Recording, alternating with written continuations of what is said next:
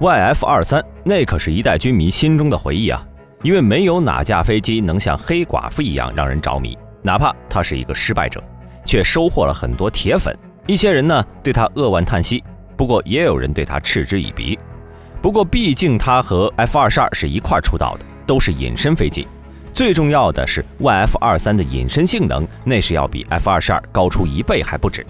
而最近这款被誉为失败中的王者，似乎迎来复活的转机，究竟是啥情况呢？今天大兵和各位老铁好好聊一聊 YF-23究竟有多强，又是什么让它迎来了复活的机会。说起来 YF-23，咱们先来了解一下什么是 ATF。首先，不管是飞机还是其他的军事装备，并不是说军方需要了就开始琢磨怎么搞，而是在还没有这个需要的时刻就开始琢磨下一代武器装备该是啥样的。比如1969年，美军呢确定 F-15为新一代的重型战斗机的时候，就已经开始考虑 F-15以后的后续机型应该是什么样的。而为了这个事儿，当时的美国战术空军司令部开始投资了一个名为 TAC-85 的项目，开始对 F-15的后续机型进行理论上的探索。经过2年的时间，在1971年，美军确定了一个概念原型，也就是 ATF 先进战术战机计划。当然了，这个阶段的 ATF 还是很粗糙的，只能说是一个大概的概念，因此从这里是看不出来如今的 F-22长啥样子的。但是当时可以确定的是，新一代的战机作战范围要比 F-15广，还可以超声速高空巡航，并且具备隐身能力，机动性能好。不过这个阶段，美军的战术空军司令部各个研发部门已经动起来了，但是都是一些理论上的研究，目的是为了 ATF 计划做技术储备。直到 F-15完成了首飞之后，美军才开始对下一代战机全面研究。这个时间其实也很短暂，差不多有个4-5年的时间，美军的研发人员就研究出了一些先进的技术，比方说超临界异形、数字式电传飞控系统等等。这一点呢，不得不佩服他们的科研能力。而到了1975年初，美国空军突然提出了要在1977年到1981年间先造出来2架 ATF 原型机。不过美军的想法是美好的，但是现实却是冰冷的，因为他们看了看口袋中的荷包，发现要是真的搞出来2架原型机呢，经费还真的是有点不够。看到这里，老铁可能会产生疑问啊，当时的美军很差钱吗？在那个时间段，这是当然的。因为在1974年11月的时候 ，F-15A 已经开始小批量的列装部队了，不出意外的话，很快就会进行大批量生产。毕竟军工企业呢是不可能自掏腰包生产战机的，所以经费那是相当的吃紧。再加上1975年1月 ，F-16正式确定了军用编号，马上也准备排队量产列装部队了。而且这还不算他们还要改装轰炸机，但你以为这就完了吗？当然没有。当时还赶上了空军扩编，光看这几项，各位老铁就应该知道，这笔钱绝对是一个天文数字。所以这个节骨眼上，美国空军想生产2架 ATF 计划的原型机，可谓是难上加难。即便是提交了申请，坐在国会的那帮大爷也不会批呀。并且当时国会的人可不管你未来怎么样，都普遍认为目前的 F-15已经够用了，还搞什么更先进的，其实就是想黑我的钱呀。所以这个申请表在很长一段时间里就保存在了档案袋里，没什么实质性的进展。直到1983年美国空军的经费宽裕了，才开始有了动静。而听到这个消息，很多美国的知名军工公司像是闻到了血腥味儿，开始往这个概念机里面挤，例如波音、通用动力、洛克希德马丁和诺斯罗普等等。然而当时的美国空军并没有很急迫让这么多的公司动起来，又磨蹭了2年的时间，才在1985年9月才开始了他们的招标。很快美军就收到了7份竞标方案。至于其他的在前期的研究过程中，要么发现吃不下这块肥肉，要么就是放弃了，最终是只剩下了7家。而7家公司的方案呢，递交到空军手里又进行了筛选，最终是留下了2份，一份是洛克希德的 YF-22，也就是以后的 F-22猛禽。至于前头加了一个 Y， 则是表示这是原型机。另外一份方案就是诺斯罗普公司和麦道公司推出的 YF-23。各位老铁可能不知道啊，起初 YF-22和 YF-23的竞争合同的金额竟然达到了750到1000亿美元，这么一个恐怖的数字。而这2个方案呢，在前期投入的研发经费，双方差不多都只花了10亿美元。好吧，你不得不承认 ATF 计划的这份合同是一块能吃吐了的大蛋糕，所以啊，他们不玩命都不行了。至于双方都一个劲儿的压低成本，也不管利润有多少。例如当时的诺斯罗普公司，他们的收益呢，有一半是来自于制造单价高达8.65亿美元的 B-2轰炸机。不过呢，他们却迎上了美军挥起的大砍刀，不仅将原定采购数量砍掉了一半，变成了75架，还碰上了国会这帮省钱的老爷，最终只批准了15架的生产订单。而洛克希德呢，则是想重振自己的飞行制造业，所以在1990年的时候，由于 P-7A 反潜机的成本问题，他们和美国海军发生了矛盾，导致价值50亿的订单取消了。因此双方为了这份合同抄起家伙打起来，那都是有可能的。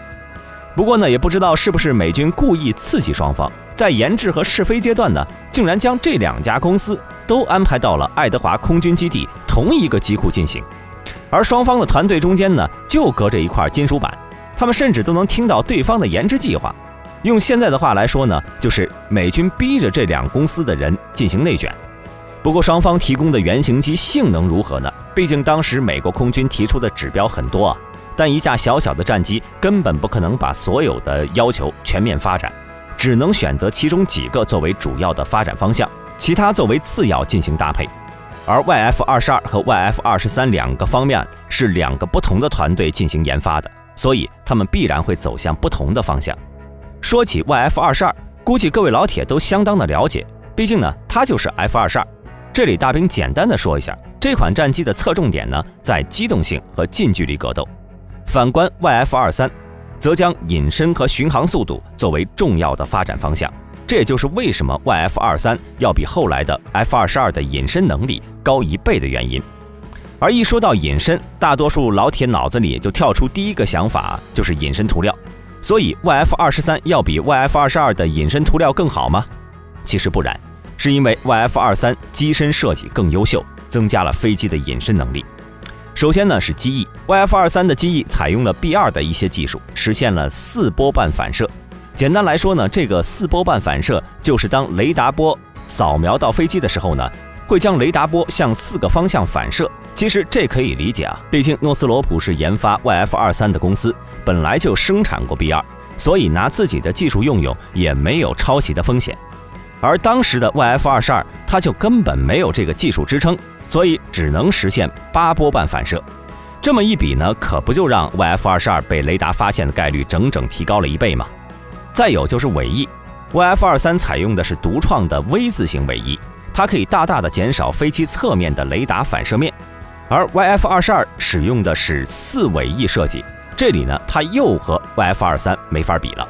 还有进气口 ，YF-23 将进气口放在了机翼的下边，周围还涂了很多多孔式负面层吸除装置，顺手还把进气道内藏，连压气机叶片啥的都藏起来了。甚至喷口呢都处理得相当妥当，提高了机身的红外隐身能力。所以在隐身这一关呢 ，YF-22 可以说是完败了，根本没有办法和 YF-23 相提并论。接着咱们再来看看动力，毕竟这决定了战斗机的机动能力。一开始 YF-23 用的是老款涡扇发动机，后来为了更加突出这款飞机优秀的气动布局，诺斯罗普公司为 YF-23 更换了2台更加强力的 YF-120 发动机。这款发动机在当时呢，算得上是发动机领域前沿的一款产品了，可以在亚音速飞行时切换成涡扇发动机模式。反观 YF-22 的团队就比较保守了，他们选择的还是老式的发动机。看到这里的老铁应该不难看出啊，诺斯罗普公司在 YF-23 上呢一直在坚持着自己的目标，强调它的隐身性能和动力。但伴随而来的结果呢，就是 YF-23 的低速机动能力降低。如果单单是这一点也就算了，据了解 YF-23 在美军的低速飞行测试中曾经出现过不稳定的现象，这其实就是 YF-23 采用新款 YF-120 发动机的结果，因为这款发动机呢本身就有这个缺点。但是难道 YF-23 的设计团队没有发现这个问题吗？那怎么可能会没发现呢？只是因为 YF-23 的设计团队看来，他们自家的战机根本用不上低速，他们坚信未来的空战呢，一定不会出现可视距离的空战，都是用眼睛看不见对手的时候呢发起攻击的，也就是现在的超视距打击，并且他们还认为 YF-23绝不会给对手近身的机会，所以牺牲一点点机动性有问题吗？没有。而从这里也能看出啊 ，YF-23的团队那是相当的高傲，同时也很前卫，但是前卫也意味着不合群。或许这也是美国空军没有选择 YF-23其中的一个原因。所以说，有的时候呢，太过优秀了，可能也不是什么好事儿。说到这里，大兵要给各位老铁科普一个小知识，那就是战斗机这东西啊，需要进行日常维护。一般的战机，你在机身上可以随便开个口子，甚至多开俩，这都没问题。但是这事儿啊，要是放到隐身战机上，那就是一个大麻烦。开的口子越多，或者开的地方不对，会大大降低飞机的隐身性能。所以隐身战机一般也就只开一个维修口，把飞机内部比较容易坏、容易出现故障的设备线路集中到一块儿，打开维修口呢就能看见。不过今天的这2款战机，它们的维修口都是在武器舱和起落舱里面。这也是为什么有时候我们看见 F-22打开武器舱的时候呢，内部哪儿都是线，一看就让人心烦的原因。好了，再说就扯远了，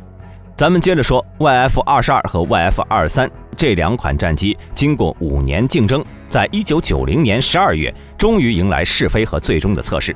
但就这么一点时间啊，美军呢却又用了半年的时间，因为在这期间曾经发生了意外的事件。首先，洛马公司将 YF-22样机送上了天，比诺斯罗普的 YF-23是晚了30天。而 YF-23在美军试飞的时候呢，又被气流撕掉了一大块尾翼，好在是飞机没炸了。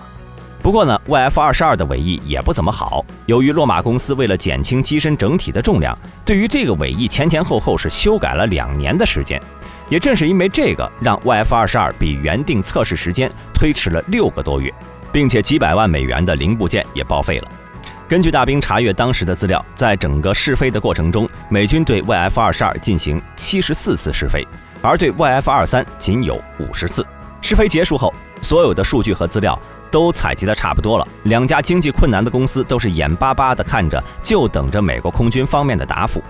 当时的美国空军呢，也是十分纠结啊，因为这2款原型机都有严重的偏科，同时短板也都相当的明显。不可否认，他们都很优秀，因此只要选择了一个，另外一个就等于原地去世了。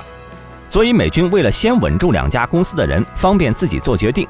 使用了拖字诀，而这一拖呢，就整整拖了4个月。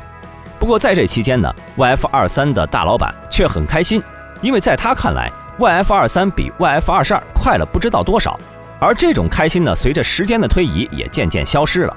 由于 YF-23整体设计太过前卫，最终败给了现实。因为当时的美国空军认为，未来战机进行空中格斗的时候，不管再怎么变化，再怎么先进，他们最终的决战一定是在视距之内的。不过除了这个，美军还给出了一个更现实的原因，那就是 YF-22在日常维护保养方面要更省钱，未来可以发展的潜力很大，并且 YF-22的价格也要便宜一点。当然了，在当时呢，外界看来，美国的 ATF 先进战术战机计划矛头对准的其实是苏联的苏27，而苏27本身就是一款高机动性的战斗机。因为1989年的巴黎航展中，苏27做出的眼镜蛇机动，着实让美国空军高层吓了一大跳，所以最终才选择了 YF-22。至于最终的结果呢，也不用大兵多说了 ，YF-23淘汰出局，而 YF-22则成为美军下一代主力战斗机 F-22猛禽。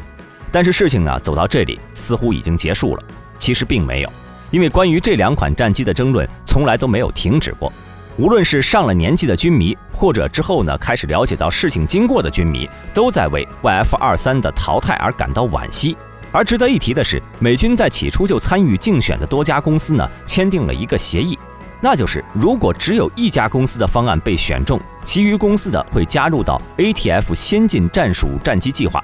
参与新型战机各个子系统的研发当中，这也算是一种弥补吧。不过不管怎么说， YF-23最终也就仅制造了2架原型机，一架是黑色的，被称为黑寡妇2型，另一架则是灰色的，被称为灰妹。如果以后各位老铁从别的地方看到这2个名字，那么指的一定就是 YF-23。